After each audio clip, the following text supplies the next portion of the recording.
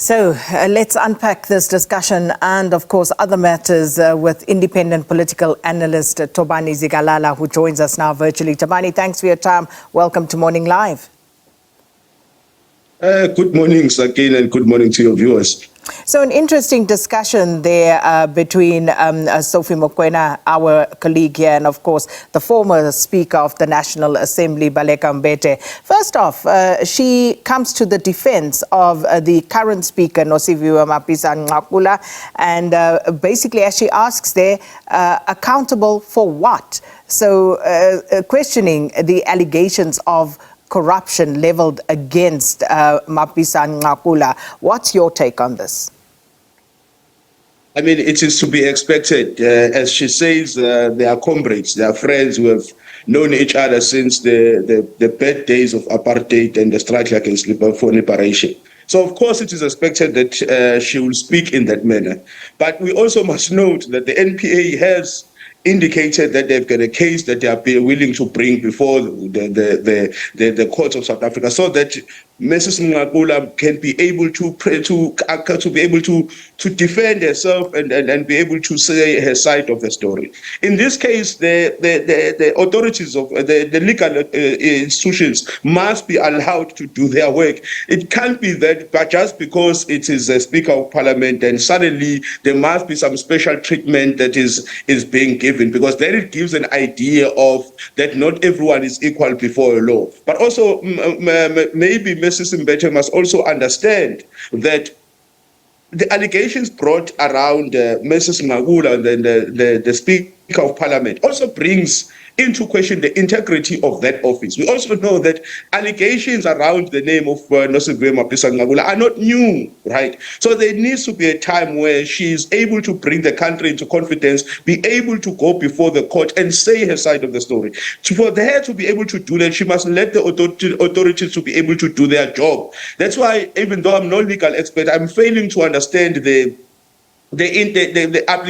interdict application for her not to be arrested, because then it says that in some way she's willing to use her position to try and quell the effort of the NPA to bring light and then to bring to give us a chance as a country to be able to know what really happened with these allegations of corruption, because no one can claim that they don't know what the allegations are, but we still don't know what evidence the NPA has. And the NPA says they have a case that they need to be responded to. I think for the sake of integrity, the sake of accountability, the court must be allowed to do its job. As for the impact that all of this has had on Mapisa-Nqakula's political career, particularly holding a very high position, that of the National Assembly Speaker, let's speak to that. And of course, you did touch on the impact that has on the integrity of an institution such as Parliament. But what is the impact on her and her political career? I mean, it will bring a lot into question, especially going into the elections, and of course with the issue of list and the new administration. And I'm sure, I may assume that such an allegation on her name will impact on whether or not she gets deployed again, whether or not she continues to become a Speaker of Parliament, or whether or not she continues to occupy a senior position in government or in the legislature in South Africa. As I've said before, allegations against her name are not new. She must give herself an opportunity to be able to account and bring and come clean and bring into light what really happened, because as we have said, media headlines are out there that since around 2012 there's always been a scandal after another. It brings into question her own integrity when she's not able to be brought before a court of law to be able to answer to the allegations on her name. I think that's, for me, will be what I would assume that she would have done. But of course, it impacts on whether or not she gets deployed in the future. But also, it's a matter of whether or not the Integrity Committee and the step-aside rule of the ANC is applied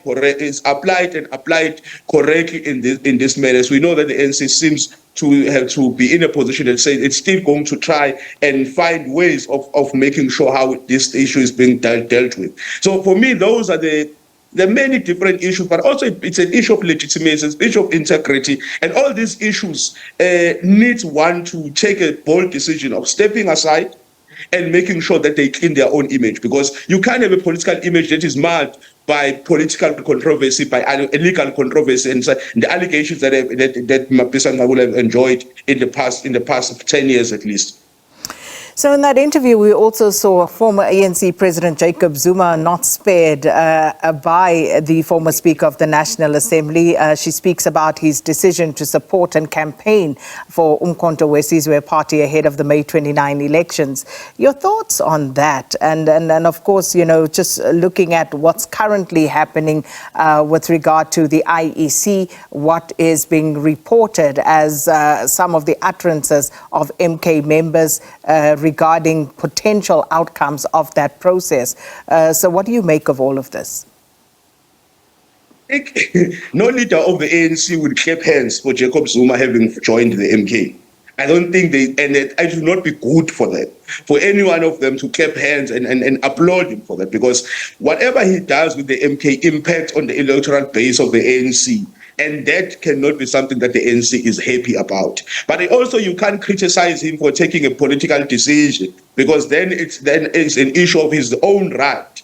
And also because whatever criticism that is leveled against Zuma is also coming from the position of understanding the political impact that will have on the standing of the ANC going into the elections, or whether or not the ANC is able to hold into power going forward. So all the criticism may not be an honest, objective criticism that we expect from ANC leadership. I mean, if we are looking for what's called a critique of the Zuma political move since the 16th of December, we must look elsewhere. We can't look inside the ANC, because the ANC views are subjective in what or not the impact of that decision is on the ANC. Also another thing that may impact on how people comment in public on Zuma may be impacted by whether or not they were part of the supporter base of Jacob Zuma and their relationship of President Jacob Zuma when you were still with the ANC. So all these things tell us that you may not have an objective view from the ANC, which you may enjoy maybe from other people who are outside, who may be looking at the issue from a neutral position. Because for us who are looking for a neutral position, there is nothing really wrong outside of the fact that this impact on the electoral base of the ANC and can be held by a threat whether or not the ANC will be able to hold on to an absolute majority and be able to continue to govern alone post 29th of May. That for us, that is the position that we are in. But people who are inside the ANC are looking whether or not the ANC is able to hold into power. They are able to hold on to their position. They are able to hold on to their proximity to state administration. And that impacts on whether or not they are happy or not happy, or disappointed or not disappointed by the Zuma decision. Well, we have to leave it there. Thanks for your time this morning, Thobani Zikalala, independent political analyst. And of course, your views are always welcome as well at Morning Live SABC.